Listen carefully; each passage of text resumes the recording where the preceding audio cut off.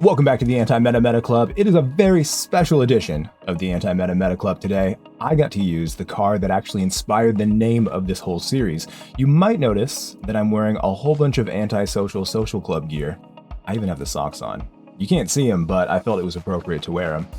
Let's get into it.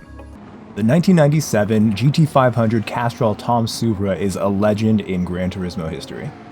Any lucky collectors who decided to buy any of the gear from this first anti-social social club drop got this special livery, and it's the only way that you can get this livery. Since this car's 20 years older than a lot of the competitors, it's really difficult for it to match any of the cars in this class, but since tuning is available, it closes the gap just enough for it not only to be viable, but it's actually a weapon against the cars on this specific combination. It actually feels like it has wooden brakes, and the mid-corner speed is not very good at all, but it is just nimble enough and absolutely powerful enough to pass any other car on track. I completely surprised myself when I tuned this car because I just made a complete guess on all of these different settings before even driving it, and immediately, as soon as I started driving it, realized that this was going to be not only a pretty good tune, but something special. For quali, I used +3 brake balance, +5 for the race. As of yesterday, I was 27th globally on the time trial. The Genesis, GTR, and to a point the Supra and 650S are definitely the meta cars this week, but the old cars, the 97s, actually do really well against all of them. There aren't a lot of them on the leaderboard, but in the actual race, they are absolute weapons like I said earlier. As soon as your lap starts, get all the way onto the right side of the track so that you can turn in and angle for a straight line into the braking zone. Once you start seeing the number boards, we're going to look for the 300 board, and directly after it, as soon as you pass it, we're going to hit the brakes. Brake in a straight line, hoping to cross the yellow line as you get to the 100 board on the left, and that's when we're going to start turning in and trail braking in third gear. I like to double apex it, downshifting to second right after we hit the first apex, trying to tuck it in so we hit the second apex in third gear right about the beginning of that inside curving. I missed it by maybe a whole foot, which is a huge amount, but I was able to get on the throttle early enough that I kept up my momentum and I didn't hit that outside barrier. Of course, that is very important. Moving out just past the middle is more than sufficient enough to get a good angle going into this left-hander. As soon as we pass under this bridge, that's when we're going to turn in. Rather than turning in late and lifting off sharply, we're going to turn in and we're going to lift off just a little bit as we get close to the inside so that we tighten up the angle of the corner just a tiny amount. Avoid this inside dirt at all costs because, as you know, you will get a penalty. You probably won't be too tight to the left, and that is totally fine because you can angle yourself towards the left side so that eventually when you get to the point where you turn in, you will be all the way on the left. Brake about 2 posts before the 300 board, right here. Aim for the 100 meter board that you see in the distance, and there's a concrete barrier on the left. At the end of the concrete barrier, we should be in third gear, and that is when we start turning in. Get down to second gear as you pass the yellow line, and then we're going to start trail braking after fully braking all the way up to that point. I lifted off the brakes a little bit too quickly, but it wasn't too bad. What you want to do is get to third gear before getting on the throttle and track all the way out, because if you turn too much, you're probably going to drift. Always keeping your eyes out for the number boards on the right. When we get to the 100 board, we're going to turn in, lift, and we're going to hit the brakes right about when we get to the yellow line. Using very gentle brake pressure just to scrub off some speed, we're going to downshift to third, and when we get to the other side of the yellow line, right about when we get to this white object on the right, that's when we're going to lift off the brakes entirely, turn in, and upshift to fourth gear. It's very important to accelerate as much as you can through this section. When we get to this right-hand kink, we're going to lift just barely so we track all the way out to this outside barrier. There's unfortunately almost nothing specific to tell you when to get on the brakes. However, if you stay full throttle from that last corner, by the time you get to this dotted white line and you get all the way past it, lined up with it, that is when you should downshift to third and get back on the brakes. Immediately trail brake to this next corner. We're going to dip our tire just on that white cement part between the track and the dirt, but do not touch the dirt. As soon as your car is all the way past this Grand Valley sign, we're going to downshift to second, hit the brakes, and come off those brakes extremely fast. You don't need to set up for this corner, you just need to stay really close to the inside. Back up to third and get on that throttle. A little bit of oversteer is infinitely better than having to wait and or understeering towards the exit, but of course do not touch that dirt at all. The dirt here will not only make you slip, but it'll also give you a penalty, unfortunately. Following the shape of the outside of the track, we're going to look for the 100 board and we're going to brake as soon as we get to it. We want to brake at 100% just briefly, but immediately start turning in and trail braking. Once you've crossed the yellow line, get down to second gear and continue trail braking in. As you pass that WeatherTech sign, you should be able to come entirely off the brakes and upshift to tuck it in just a little bit more, then get fully back on the throttle. Notice that I'm still steering to the left as I'm staying full throttle. Now there's no real specific point where you can turn in or brake, but if you see the marble buildup in the distance right here, you want to make sure that you're turning in before that. I like to turn in and shift the weight of the car before lifting off and then adding brakes. Like in the previous corner, coming completely off the brakes is going to allow you to tuck the nose in just a little bit more. I like to be off the brakes by the time I get to these marshals. Getting up to 4th gear, we want to apex right before we get to this high curb part on the inside, of course avoiding the dirt, but be very brave on the throttle. This car can continue turning even though you're on full throttle. Just make sure you avoid hitting that barrier. Don't forget, of course, to turn all the way onto the track before you hit this other metal barrier too. Our next braking point is the 100 board here on the left. We want to be in 3rd gear and turning in by the time we get to this first stone column. Trail brake all the way to the apex, get to 2nd gear right before you get to the inside curb, and then back up to 3rd and back on the throttle as you get really close to that curb. Of course, without touching it because it will make you spin. You want to sneak in a moment of full throttle once you know that you can make it all the way to the right of the yellow line as you come out of the tunnel. Looking for this orange sign on the left, that is when we're going to lift off, turn in, and then just barely dab the brakes so we can go up a little bit on this inside curbing without touching either of these cones. I like to actually get on the throttle before I hit this first curb. We're going to lift off just a little bit so we don't slide out, turn in, lift off a little bit again, and then of course get full throttle from here all the way to the end. Be very careful not to go all the way off the track. The dirt comes up a little bit onto the asphalt, but it's a complete drop off beyond that, so be very careful. Turn in right as we get to the bridge, get to the middle of the bridge, and then turn so that we get all the way to the left before the tunnel. Turn in as soon as you get into the tunnel and go all the way up on that curb. That curb allows you to rotate without scrubbing your front tires too much, which can help your tire wear as well as your top speed, and then it's a straight shot to the end. Like I mentioned before, the brakes on this car are not fantastic because it is pretty old technology, so you're going to have to brake a little bit earlier than the other cars. Braking mainly in a straight line here. As we turn in, we do want to hit a double apex kind of corner. I did miss the second apex, but I got on that throttle early enough that we were able to keep up our move. This was probably the only time I was able to take this high-speed S full throttle, but it's better to turn in a little earlier than lift off just to tighten up the angle a little bit, rather than trying to take a late entry into it. I also came off the brakes a little bit too hard, too quickly here. And if you stay on the brakes a little bit longer, if you trail brake a little bit more effectively, you can actually save a lot of time on that corner. For this sweeping left-hander, I like to treat it like all I'm trying to do is get a really good exit so I can stay on the throttle as long as I possibly can all the way up to this barrier, keep up my speed here, and then sneak in a little bit more throttle before this left-hander. On this left-hander, you want to get off the brakes as soon as you can to free up as much grip in the front tires as you possibly can. Make sure you brake heavily initially for this left-hander, but then come entirely off the brakes pretty early because, again, the brakes aren't great and you're going to free up a lot of grip when you're completely off the brakes. There's a lot of torque available, and so 4th gear is totally fine for time trial. You might find that you don't have the front end grip to make 4th gear work, so 3rd gear is totally fine for the race itself. Making sure that you downshift to 2nd gear here is really important because that 2nd gear is kind of like magic. It really allows the car to tighten up around the corners. Like I've said a few times, a little bit of oversteer is infinitely better than any understeer or just waiting too long to get on the throttle. When you start turning as you get into this tunnel, be gentle at first and then you'll know exactly how quickly the car is going to turn in.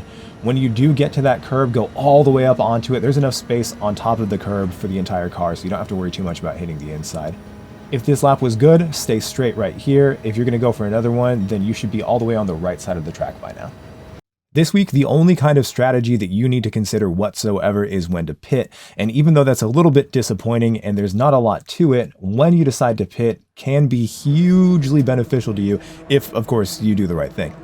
Worst case scenario, this becomes a sprint race with a quick pause in the middle, but if you do the right thing and you keep your eyes open and you really pay attention to what everyone else around you is doing, you can gain a huge advantage just from pitting at the right time.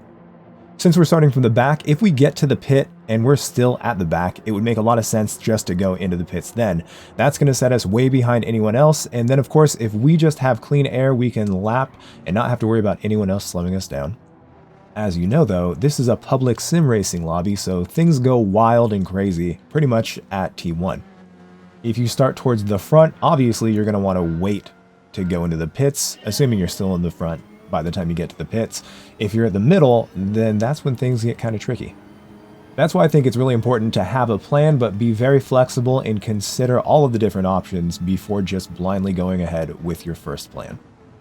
We all know about Monza T1 and corners like that when it comes to sim racing in public lobbies, but this is really interesting because not only is this first set of corners really difficult to navigate on your own, if you have to consider going side by side and or dirty air, things are going to get really crazy. Luckily no one went off there, but of course then we have this incredibly slow corner after a very fast set of curves, and that means people are going to check up. Some people are not going to realize other people are checking up, and if you stay on the outside, you can gain a few positions almost every single time. This little section here is another interesting choke point. A lot of people do not take this correctly. Qualified just made a bit of a mistake. That guy definitely knows how to take it correctly, but if you're behind someone that you don't know or trust, give them extra space and be prepared to jam on the brakes, because a lot of people brake when they do not need to. Now, this was pretty wild. I had Velosa behind me. I had Quali right next to me, and this STI racer was going really crazy. He already had 3.5 seconds of penalties, but of course I can trust the two behind me. I wasn't sure about STI. Since he had the penalty, he was no longer an issue. When you get to this bridge, it's a really important time to start considering what your options are for pitting. I was closing in on all three of these guys pretty quickly. It's really dangerous being super close to a bunch of people battling here, but luckily they just slowed down a little bit. No one was running into each other. If there's a collision there, usually the game won't ghost fast enough, and you'll just have to hope that it doesn't make you get a penalty from running into one of them. Now here is where we have to play the game of will they pit or will they not. If you go all the way on the outside and realize it was a good idea to pit, it's going to be too late. So set yourself up for a pit, even if you might not take it, just like I did. I was ready to go in the pits, but then those two guys who I was much faster than both went into the pits, and that meant I should definitely stay out, even if there's another car in front. If I'd gone to the pits just then, I was going to have to deal with two drivers that I've already determined I am faster than, who would give me dirty air, potentially battle, and slow me down a lot over the next outlap. And even though it seemed like I was much faster than Brancher ahead, at least we only have to deal with one person. The high-speed S is actually one of the weakest parts for this car. You're going to have to probably lift off a lot, especially if you've got dirty air, and if there's a car that handles really well like the 650S behind you, you're going to have to hope they don't hit you. Luckily, like I said before, we know Velosa. He wasn't about to hit me there. He knows that this car can't handle it nearly as well as the 650, so we weren't really in any kind of danger. Luckily, Brancher had a pretty good idea of what he was doing, but I was still looking for any opportunity to pass him. If you see someone miss that apex there, they're probably going to go wide on the left-hander, so if you set yourself up to pass on the inside, it can work more often than not. I didn't have any overlap, but I trusted that Brancher saw me, so I went for the inside pass anyways, and luckily he gave me a lot of space. Getting on the throttle really early, I bumped him a little bit, but it didn't really change either of our trajectory, and clearly he wasn't too upset about it because he gave me a lot of space and was aware enough to give Velosa space as well. Since we're only on lap 2, and we're already in 5th place with 3 seconds to the next person ahead, that means we probably don't have to go in the pits just yet. If we realize by the time we get to the pits that we're incredibly close to Asthenium ahead, then it might be a good idea to go in the pits. The basic idea is you just want to avoid racing side by side with anyone at any point of the race. I know it's a lot less fun, but if you're looking for wins and if you're looking for performance, you want to avoid any kind of battles through any kind of race like this. I'm absolutely certain I sound like a broken record. I say this all the time, but if you know the people ahead and you know exactly what they're going to do, you can make your decisions based on that. Asthenium is a buddy of mine, and I knew that if I got close to him, if we battled, it wasn't going to be bad, and I didn't have to worry about him doing anything crazy and wasting any time. So I decided to just push ahead. Velosa is also a really calculating driver. I figured that if he got in front of me, I could work with him and just try to hope that he cuts a hole through traffic, and he might actually do the same with me if it proves that I am quicker at this specific point in time. Jumping forward a full lap, I'm a little bit further ahead than Velosa, but I wasn't sure how long that was going to last. When I got to Asthenium, once again I knew that I didn't have to worry too much about him, and what was really funny is he just decided to give me the spot. This actually proved critical, because while he wanted to give me the position because he knows me, he doesn't know Velosa, so he immediately got behind me, and that ended up putting enough space between myself and Velosa that I didn't have to worry about it, at least for the time being. Jumping forward a couple laps to the end of lap 6, Velosa is once again right on my tail, and right in front of me, almost within slipstream range, is the next two guys, the second and third position people. Going in the pits right now might be a good choice. However, if there are people behind me who also hadn't pit, but were far enough back, I might end up coming out with them, and that could slow me down a lot. Nico Kara and Plaka Plum are both good drivers, and they're fast enough that I thought they wouldn't slow me down, and if I did have to battle them, it would probably be an efficient kind of battle where we wouldn't lose a lot of time. Jumping to the end of this lap, that gamble nearly cost me everything. Plaka Plum was far enough ahead, just far enough ahead, that when he got that penalty, it actually put him exactly in the way, and I went for a really aggressive pass on the inside. Plaka's always aware, he just went ahead and let me have it, but then I was right on Nico Kara.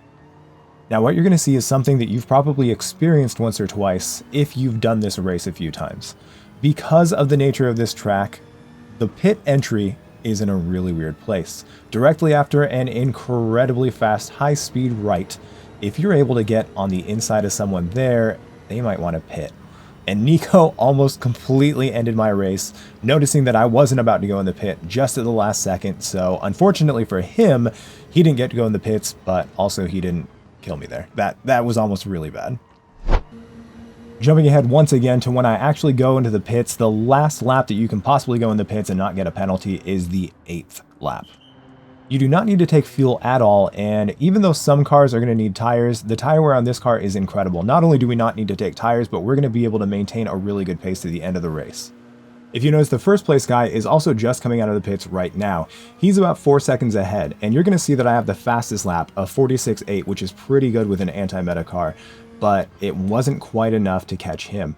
He was able to do the entire race without having to deal with anyone. He was essentially hot lapping the entire time. But using this car, battling through traffic through most of the race, we were still able to get within 4 seconds of him. Paraphrasing a very fast friend of mine, just like always, you're going to save way more time with your pit strategy than you could ever save by having good pace on track. I've got the fastest lap, and even when I was passing other people was relatively close to that, but it didn't matter because I did have to pass people and I did have enough slower laps. After the first sector, we are 4.1 tenths behind the leader, but as we round the final corner, we've gained an entire second on him, just in less than a lap. So obviously my pace was better, but it didn't matter because he had a clean track, and that is the goal for your strategy. Do absolutely whatever you can to avoid traffic, but rest assured this car can pass any of the cars on the straights and even in the corners. As always, I'd like to take this time to thank you very much for your support. I have some really exciting videos coming up, some new stuff that I don't think anyone has done before, so please don't forget to like and subscribe, and of course I'll be making another one of these videos every single week. Thank you.